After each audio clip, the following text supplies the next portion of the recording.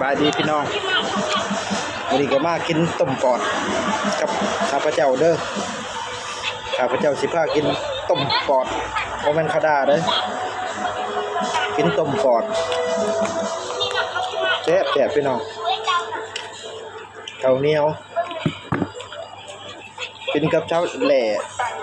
โมเมนโมเมนข้าวลอย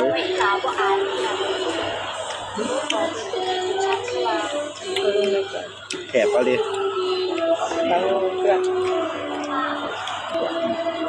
เราเอาแค่ลงเปลือกเราจะตอกช่างเรา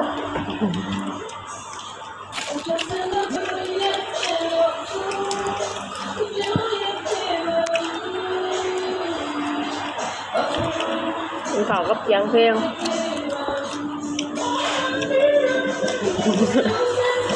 บรรยากาศดีเลยแค่คนเป็นเพื่อนกับนั่งมองไม่รู้เรื่องดอกมีคนลองเพลงข้างๆก็รู้เรื่อง